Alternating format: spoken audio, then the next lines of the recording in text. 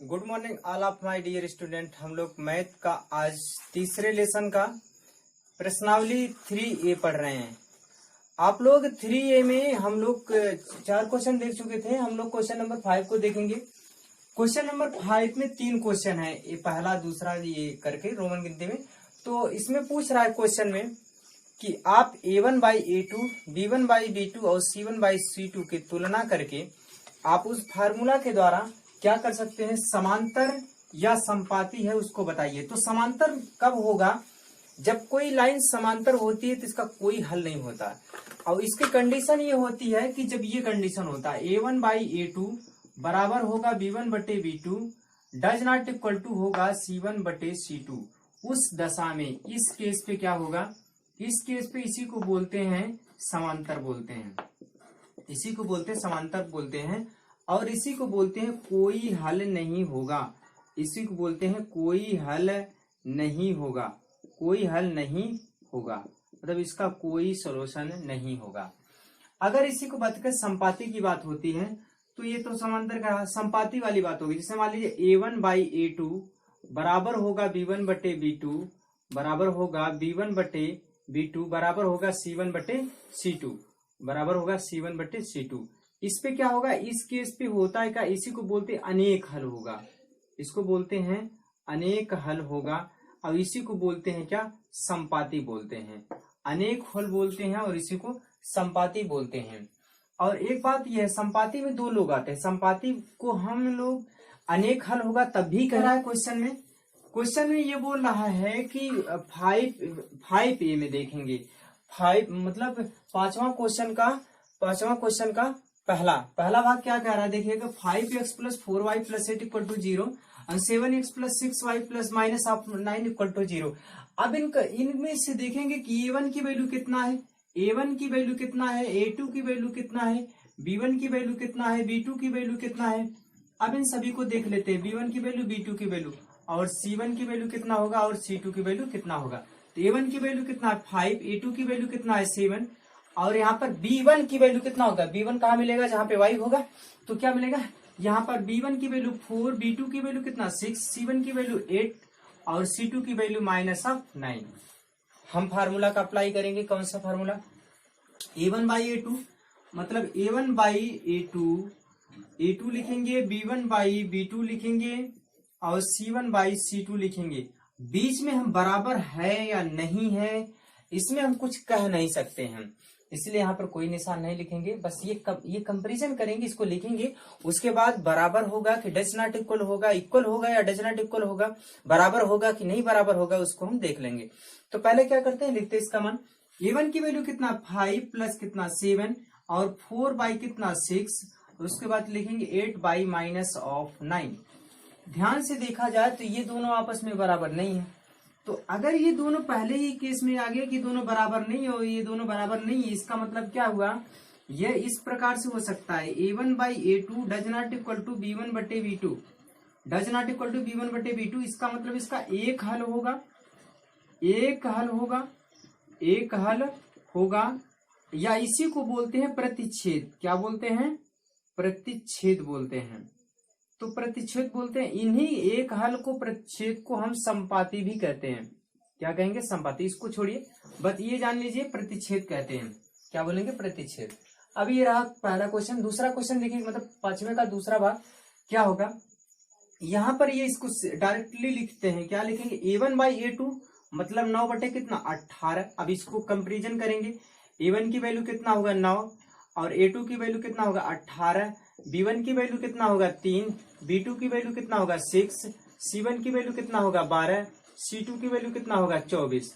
अब इसमें कहेंगे A1/A2 बराबर होगा B1/B2 बराबर लिखेंगे C1/C2। रखिएगा इसमें 9 बटे कितना 18 बराबर है कितने 3/6 के बराबर है कितने 12/24 के। काट दीजिए, सब लोग कट गए। अब ये वैल्यू कितना आई 1/2 बराबर है कितने 1/2 बराबर है कितना 1/2। अर्थात इसके क्या होंगे? अनेक हल होंगे, इसके अनेक हल होंगे, अनेक हल होंगे। इसी को बोलते हैं क्या? इसी को संपाती भी कहते हैं, इसी को संपाती भी कहते हैं। इसको नोट करिए, फिर करते हैं क्वेश्चन नंबर इसी का तीसरा पार्ट। 5वें का तीसरा भाग। इसमें से यही बात पूछ रहा है, संपाती होगा समांतर होगा। आप यहाँ पे देखेंगे A1 की वैल्यू कितना है, 2 है, और A2 की वैल्यू कितना है, 6 है, और B1 की वैल्यू कितना है, यहाँ पर -1 है, और B2 की वैल्यू कितना है, -3 है। C1 की वैल्यू कितना है, 9, और C2 की वैल्यू कितना है, 10। फार्मूला लगाएंगे कितना, A1 बटे A2 मतलब 2 बटे कितना, या फार्मूला लिखना चाहो तो लिख लो, C1 बटे कितना होगा, C2। अब यहाँ पे क्या होगा, इसको हम लोग चेक कर लेते हैं। A1 की वैल्यू कितना है, 2 बटे 6, और -1 बटे कितना, -3, -1 बटे -3, आगे लिखेंगे 9 बटे कितना, 10। ध्यान है यहाँ पे देखिए, ये कट जाएगा, ये कट रहा है, तो ये ये माइनस माइनस से कट रहा मतलब, तो आएगा 1/3 बराबर होगा कितना, 1/3, और डज नॉट इक्वल टू होगा 9 बटे कितना, 12। इसका मतलब ये कंडीशन सेटिस्फाई करा रहा है कि इसका कोई हल नहीं होगा। और जब कोई हल नहीं है तो इसे बोलते हैं क्या है, इसका कोई हल नहीं होगा, कोई हल नहीं होगा, इसी को बोलते हैं क्या, समांतर होगा। क्या होगा, समांतर होगा, इसी को बोलते हैं समांतर होगा। ठीक है, इसको नोट करिएगा। उसके बाद क्वेश्चन नंबर 6 करते हैं। क्वेश्चन नंबर 6 को देखते हैं, 6 का पहला पार्ट। उसमें हम लोग क्या करते हैं, क्वेश्चन में कह रहा है कि संगत होगा कि असंगत होगा, इसी को बताना है। तो ध्यान रहे, संगत का मतलब होता है कि यदि उसको हल करो, वहां पे यदि एक हल होगा तो भी संगत कहलाएगा, यदि उसके अनेक हल होंगे तब भी संगत कहलाएगा, यदि उसका कोई हल ना हो तब बोलते असंगत बोलते हैं। तो आपको संगत होने पर क्या कर, ग्राफ भी बनाने हैं। इसको देखिए कैसे करेंगे, यहाँ पर चेक करते हैं पहले संगत है कि नहीं है। संगत अगर एक हल होगा या अनेक हल होगा तो संगत होगा। यहाँ पे देखिए कंपेरिजन करके, यहाँ पे कंपेरिजन करेंगे तो 1/2 होगा, A1 की वैल्यू 1 और A2 की वैल्यू कितना है, 2। अब लिखेंगे यहाँ पर B1 की वैल्यू 1, B2 की वैल्यू कितना, 2, और यहाँ C1 की वैल्यू 5 और C2 की वैल्यू 10। काट दीजिए, ये कितना हो गया, 1/2 बराबर होगा कितना, 1/2 बराबर 1/2। ये हो गया क्या भैया, ये हो गया, इसके अनेक हल होंगे, इसके अनेक हल होंगे, अनेक हल होंगे, इसी को बोलते हैं क्या, इसी को बोलते हैं कि ये होगा क्या, संगत होगा, ये संगत होगा। अगर ये संगत होगा तो इसका ग्राफ बनाने होंगे। ग्राफ चलिए बना देते हैं। क्या करते हैं कि x + y बराबर कितना दिया है, 5। क्या करेंगे, 5। तो थोड़ा सा यहाँ पर ये देखेंगे, जब हम इसको स्टैंडर्ड लाएंगे यहाँ पर तो माइनस होगा, माइनस होगा, माइनस माइनस से कैंसिल हो जाएगा, 1/2 ही आएगा। यहाँ पर हम लोग 5 से भाग देते हैं, 5 यहाँ पे 5, यहाँ पे 5 के भाग देंगे तो ये हो जाएगा x/5 और + y/5 बराबर होगा 1। यहाँ से कोऑर्डिनेट लिखते हैं। जब कोऑर्डिनेट लिखेंगे तो लिखेंगे x की वैल्यू कितना लिखेंगे, 5, तो y की वैल्यू 0। अब यहाँ पे लिखेंगे y की वैल्यू, x की वैल्यू 0, तो y बराबर कितना, 5। अब इसको कोऑर्डिनेट पे बना लीजिए। अब यहाँ पर मान लीजिए ऐसे करते हैं, तो आपको पता होना चाहिए कि ये 5 कहाँ होगा। मान लीजिए 1 2 3 4 5, ये 5, 0 आपका ये होगा, ये होगा 5, कितना, 0, 5, 0। फिर यहाँ पे देखें, x की वैल्यू 0, y का मान कितना, 5, 1 2 3 4 5, यहाँ पे हो गया कितना, 0, 5। अब ये आपका ऐसे बन गया। ये इस लाइन को बोलेंगे कौन सी लाइन होगी, ये लाइन होगी x + y बराबर कितना, 5, x + y बराबर 5। अब दूसरी लाइन कौन सी बनानी है, दूसरी लाइन ये वाला होगा। कौन सा होगा, 2x + 2y बराबर कितना, 10, यही होगा। तो अब 2x + 2y में 10 का भाग दे दो, 10 का भाग दे दीजिए। 10 का भाग देने पे कट गया, ये आया कितना, x/5 + y/5 बराबर कितना, 1। कोऑर्डिनेट वही आएगा कितना, 5, और 0, तो यही लाइन पर आएगा, यही पर आएगा। तो ये इसी पर कौन सा, वो भी आ रहा है, कौन सा आ रहा है, ये जिसे बोलते हैं 2x + 2y बराबर कितना, 10। तो एक ही लाइन पे कोइंसाइड कर गया, इसलिए क्या होंगे, इसके अनेक हल होंगे, और ये क्या होगा, संगत होगा, संगत होगा। इसको आप नोट करिए। फिर इसके बाद क्वेश्चन नंबर इसका सेकंड पार्ट करते हैं। इसका छठवें का दूसरा क्वेश्चन देखते हैं। उसमें क्या करेंगे, यहाँ पर a1 की वैल्यू 1 होगी तो 1/3, यहाँ पर -1/-3 बराबर होगा, और ये बराबर नहीं है क्योंकि 8 बटे कितना है 16, माइनस माइनस दोनों हो जाएंगे इधर लिखेंगे तो। अब ये वैल्यू आएगी 1/3 बराबर होगा, कट गया ये 1/3, डज नॉट इक्वल टू होगा 1/2 क्योंकि 8 दूना 16। तो इस कंडीशन पे ये ऐसा फार्मूला को बता रहा है कैसा, b1/b2 does not equal to c1/c2। इसका क्या होगा, कोई हल नहीं होगा, कोई हल नहीं होगा। इसका मतलब ये क्या होगा, ये समांतर होगा। क्या होगा, समांतर होगा, समांतर होगा। चलिए इसके बाद हम तीसरे की बात करते हैं। तो यहाँ पर हम लोग लिखेंगे कितना, a1 की वैल्यू 2/4, 1/-2 और ये -6/4। यहाँ पे देखिए यही बराबर नहीं, इसका मतलब किसके हो गए, इसके एक हल होगा, मतलब अद्वितीय हल होगा, एक हल होगा, एक हल होगा। इसी को बोलते हैं अद्वितीय हल होगा, इसी को बोलते हैं अद्वितीय हल होगा, हल होगा।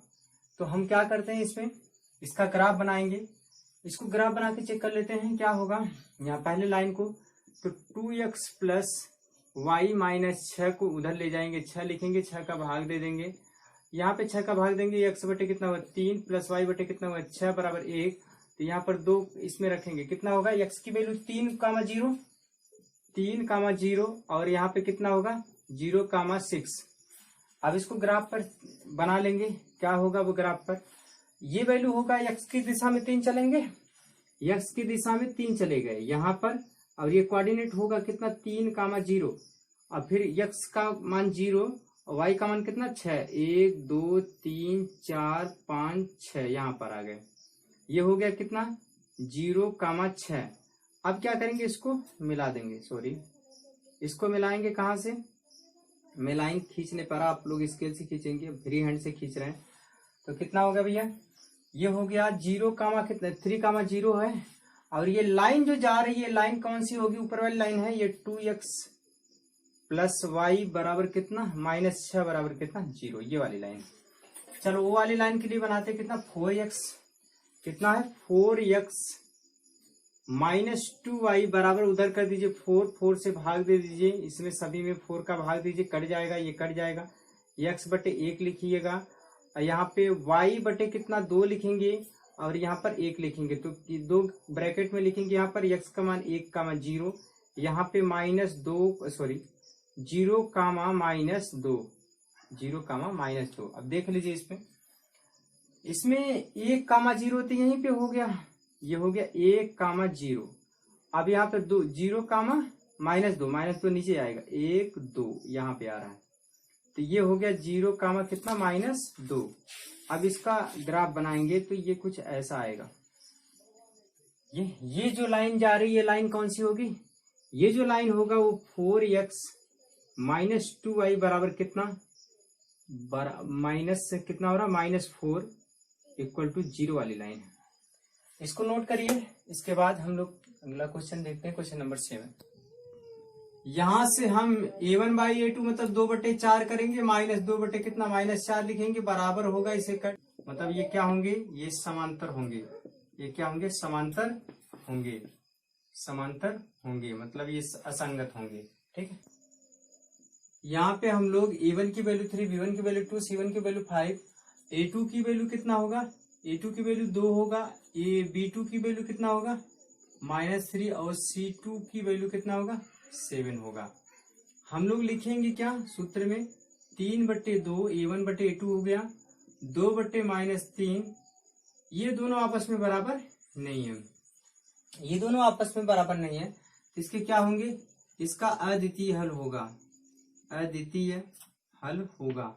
आगे देखिए इसको हम लोग क्या करते हैं, इसको हम लिखेंगे 2/4 -3/-6, ये आपस में बराबर होंगे, और आगे लिखा 8/9, तो इसको काट दीजिए, इसको काट दीजिए, लिखेंगे 1/2 बराबर होगा 1/2, डज नॉट इक्वल टू होगा 8/9।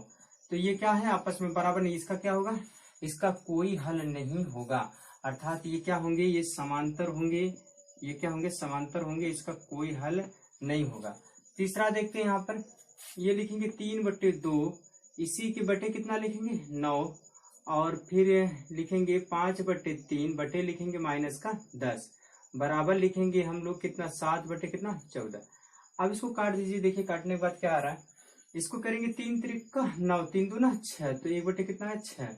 यहाँ पे करेंगे 5 दूना 10, 3 दूना 6, -1 बटे कितना -6। यहाँ पर लिखेंगे 1/2। अब ये देखिए आपस में यही बराबर नहीं है, तो इसका अद्वितीय हल होगा, क्या होगा, अद्वितीय हल होगा। इसी को बोलते हैं क्या, एक हल होगा, एक हल होगा, इसके एक हल होगा। इसको नोट करिए। फिर इसका एक पार्ट और बच रहा है, उसको करते हैं।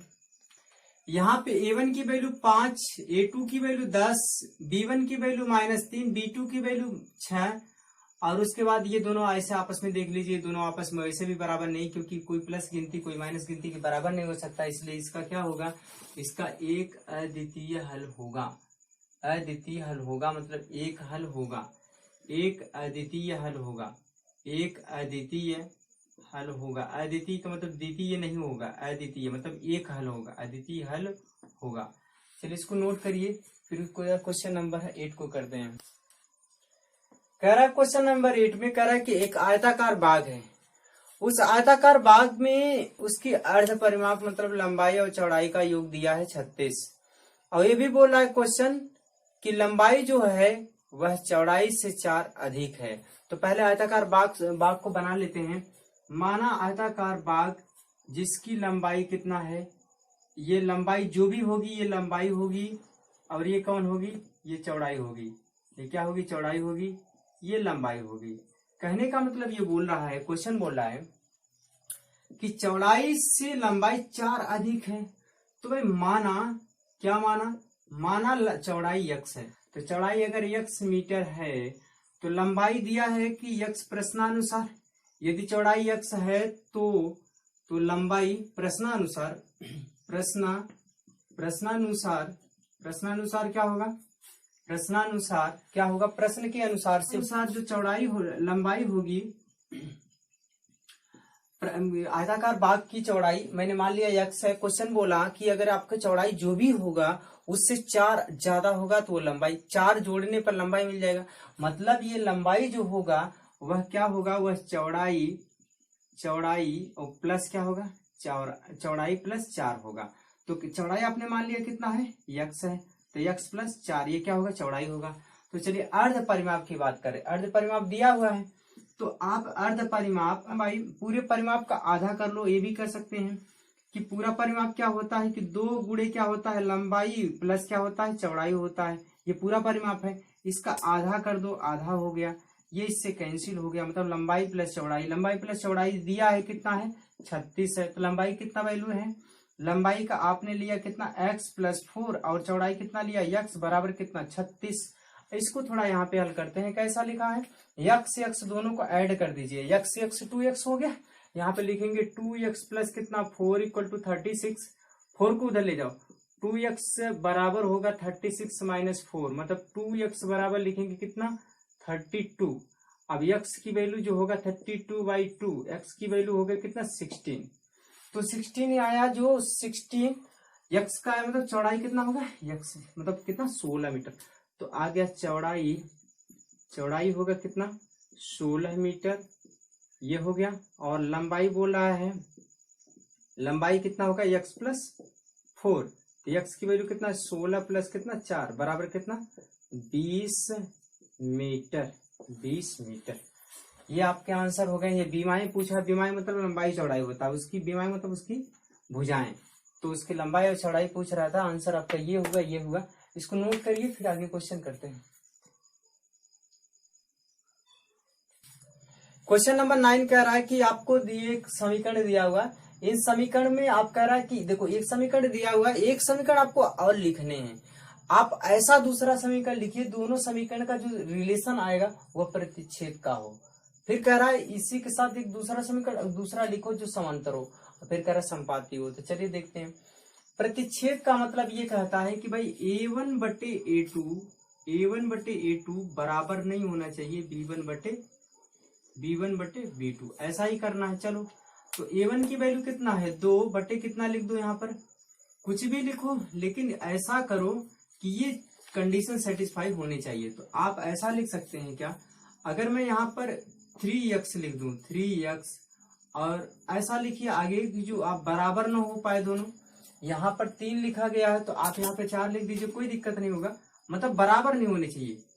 अब बराबर ये कंडीशन सेटिस्फाई होने चाहिए। अब देखिएगा 2/3 और 3/4 आपस में बराबर होंगे नहीं, आपस में बराबर होंगे नहीं तो इसके क्या होंगे, अद्वितीय हल होगा, मतलब परिच्छेद प्राप्त होगा।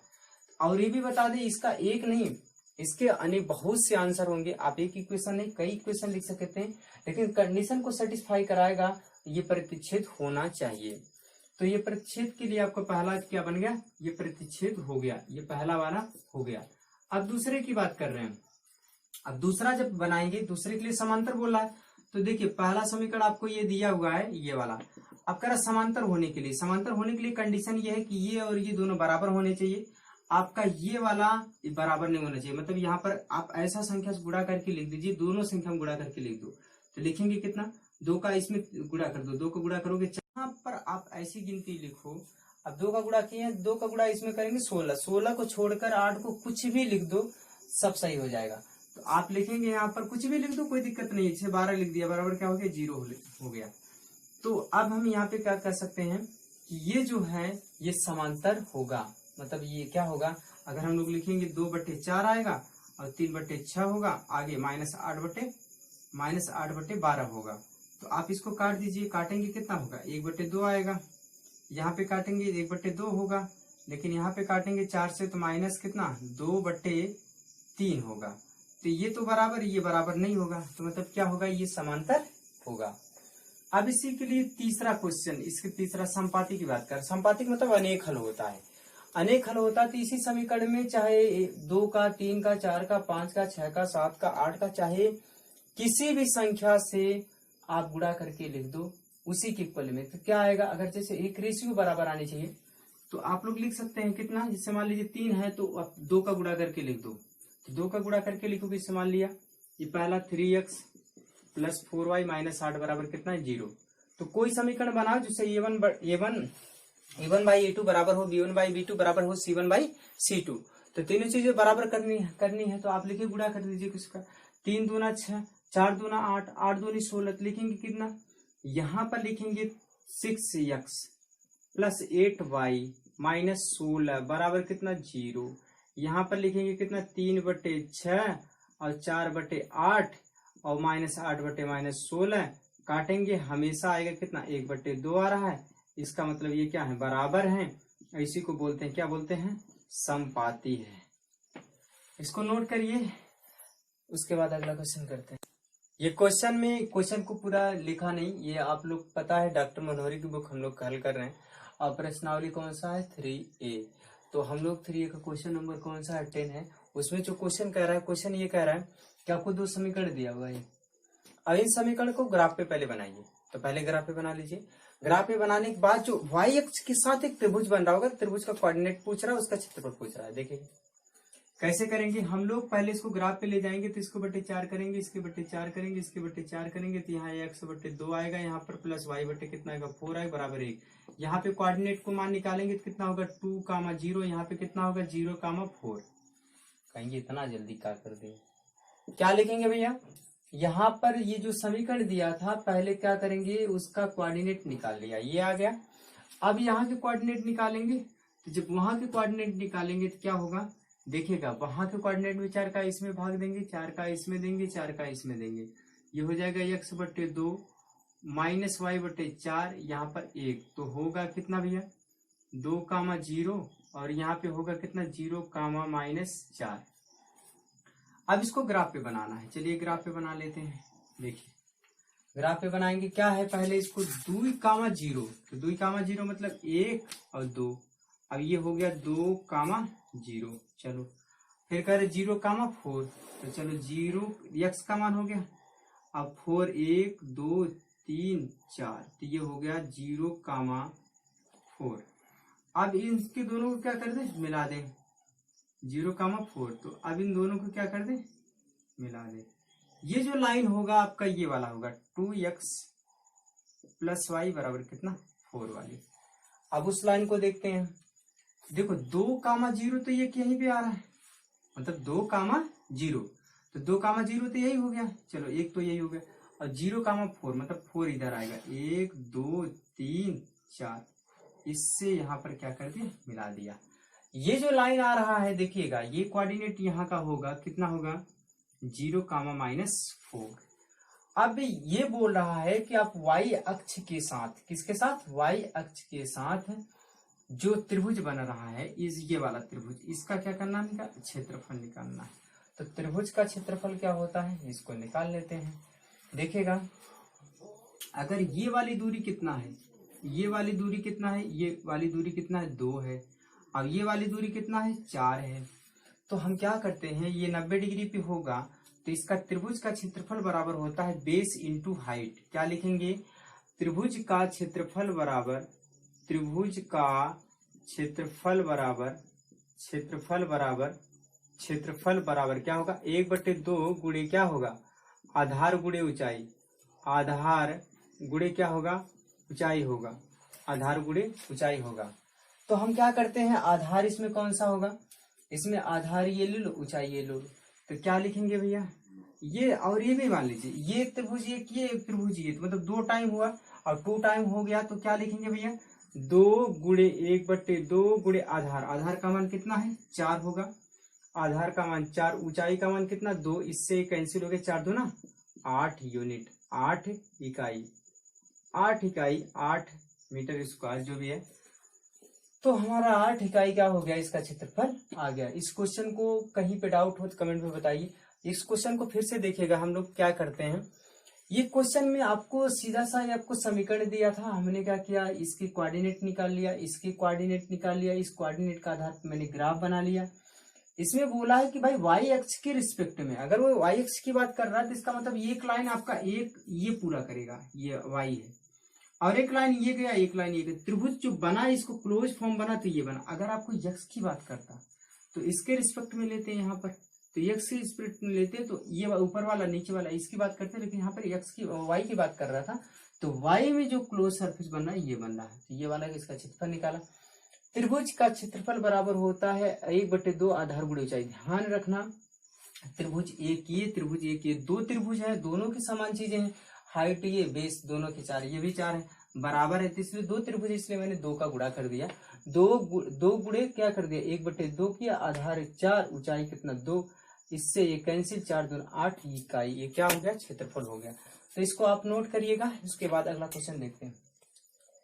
हाँ, एक मिस्टेक हो गया है। क्वेश्चन नंबर ये था कि क्वेश्चन नंबर पहले हम 11 कर दिए, अब क्वेश्चन नंबर 10 कर रहे हैं। इसको सॉरी, इसको देख लीजिएगा।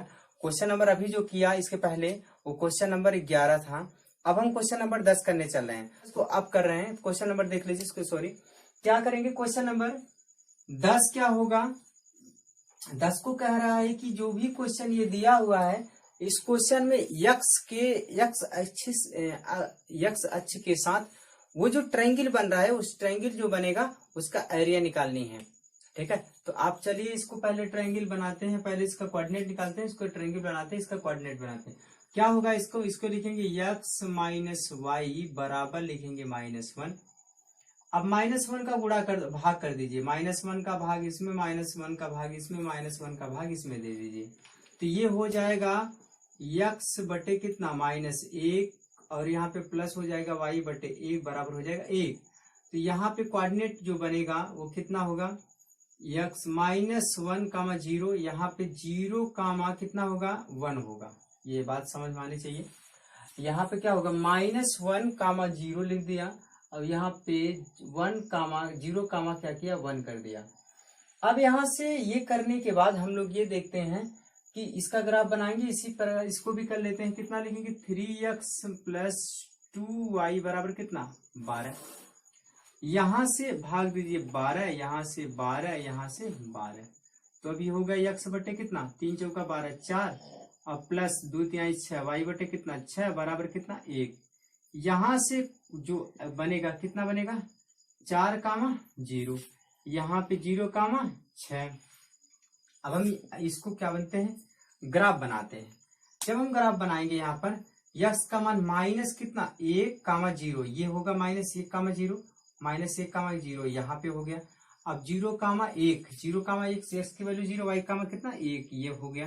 तो ये आ गया आपका कितना 0, 1, मतलब 0, 1 ये हो गया। इसको दोनों को ग्राफ पे ऐसे बनाएंगे, ये हो गया।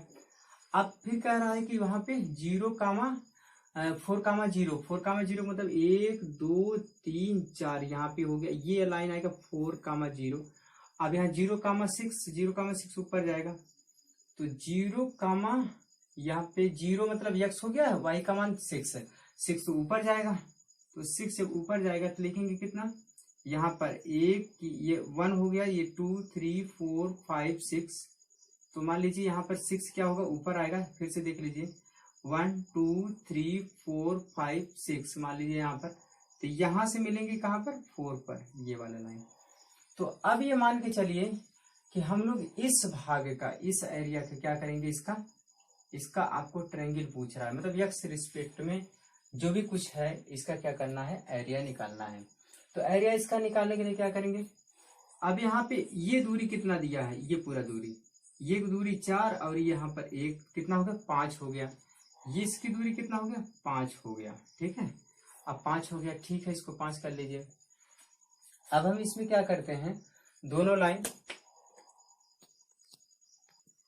इसमें क्या करना है कि क्वेश्चन बोल रहा है कि आप जो एक्स के अक्ष के साथ छायांकित करना है, इसको क्या करना, छायांकित करना है। ये आपको क्या कर दिया, एक्स अक्ष के साथ छायांकित करना है। तो इसको आप नोट करेंगे, क्वेश्चन नंबर ये 10। हाँ, एक बात ये है कि क्वेश्चन नंबर इसके पहले वाला जो था हमने क्वेश्चन 11 कर दिया था, अभी क्वेश्चन 10 बाद में किया। इसके अब हम क्वेश्चन नंबर कौन करेंगे, 12 करेंगे, क्योंकि 11 पहले हो चुका है, 10 बाद में हुआ। अब क्वेश्चन नंबर 12 करेंगे। इसको 10 को नोट करिए, फिर क्वेश्चन नंबर 12 को पढ़ते। यहाँ पर हम लोग को कह रहा है के किस मान के लिए दिया हुआ युग में कोई हल नहीं होगा। आपको पता है यदि कोई हल नहीं है तो इसका मतलब ये होगा कि A1 बटे होगा A2 बराबर B1 बटे B2 does not equal to C1 बटे C2। तो इन्हीं दोनों को लेकर के हल कर लेते हैं। चलिए इन्हीं दोनों को लेकर करते हैं। कैसे, A1 की वैल्यू कितना है 3 बटे A2 की वैल्यू कितना है 2 के -1। आगे क्या कह रहा है, B1 की वैल्यू कितना है 1 और B2 की वैल्यू कितना है k -1। और ये आपस में क्या होना चाहिए, बराबर होने चाहिए। इन्हीं दोनों को लेके हल कर लेते हैं। अब क्या करेंगे, यहाँ से क्रॉस मल्टीप्लाई कर देते हैं। क्या होगा 3k माइनस कितना, 3k माइनस 3 बराबर क्या होगा 2k -1। अब यहाँ से क्या होगा, इसको उधर लाएंगे 3k माइनस 2k और यहाँ पर क्या होगा -1 प्लस 3। तो ये हो जाएगा k बराबर कितना 2। ये हो गया कितना आंसर। इसको नोट करिए, फिर क्वेश्चन नंबर लास्ट वाला करते हैं। यहाँ पे क्वेश्चन नंबर 13 में बोल रहा है कि आपको दिया हुआ है कि ये जो समीकरण युग्म दिए हुए हैं, इन युग्मों के अपरिमित रूप से अनेक हल होने पर ए और बी का मान बताना है। तो चलिए ए बी का मान ज्ञात करेंगे। अपरिमित रूप से हल करिए, A1/A2 बराबर B1/B2 बराबर C1/C2 के रूप में हल करते हैं। अब इन्हीं दोनों के समीकरण का यूज करेंगे तो क्या लिखेंगे, 2 बटे क्या लिखेंगे A माइनस बी बराबर होगा, किसके बराबर होगा भैया, 2 बराबर होगा 3 बटे कितना A प्लस बी के। तो इसके बराबर कर लीजिए, यहाँ से A और B का मान निकाल लीजिए। और जब A, चलिए इसके बराबर आगे ले सकते हैं 7 बटे कितना 3A प्लस बी माइनस 2। अब क्या करेंगे, यहाँ पर इन्हीं दोनों को पहले ले लीजिए, इन दोनों के ले लेंगे, इन दोनों से पहले ए बी के बीच में रिलेशन निकाल लीजिए। तो यहाँ से इसका गुणा कर दीजिए, तो 2 का गुणा करेंगे तो लिखेंगे 2A प्लस 2B बराबर क्या लिखेंगे 3A माइनस 3B। यहाँ से B एक जगह, ये एक जगह कर लीजिए। तो यहाँ से क्या हो जाएगा, अगर हम B को इधर लाते हैं तो B को इधर लाएंगे तो ये कितना हो जाएगा 2B और रुकिए लिखेंगे 2B और या उधर से आया तो 3B और ये 3 ये पहले से यहाँ है और 2 ये उधर से गया तो 2 ये आया, ये हो गया 5B बराबर कितना A। मतलब आपको ये समीकरण फर्स्ट मिल गया। इस समीकरण फर्स्ट मान लीजिए इसको कि ये जहां भी होगा हम यहाँ पर 5B लिख सकते हैं। अब उसके दोनों से कर लीजिए, इन दोनों से। अब इन दोनों से करेंगे इसका क्रॉस मल्टीप्लाई इसके साथ, क्या लिखेंगे, अब इसके साथ करेंगे तो ये हो 3 का गुणा करेंगे, कितना हो जाएगा 3 त्रिका 9, मतलब 3 त्रिका 9 लिखेंगे क्या 9A और 3 का गुणा b में, तो लिखेंगे 3b और फिर 3 दूना 6 -6 बराबर होगा इसके 7a और 7b। ध्यान रखना जहां जहां ये है वहां 5 भी लिख दो। पहले इसको हल कर लेते फिर लिखते हैं। क्या लिखेंगे यहाँ पर 9a, एक उधर से इसको लाओ, तो 9a माइनस 7a ये हो जाएगा।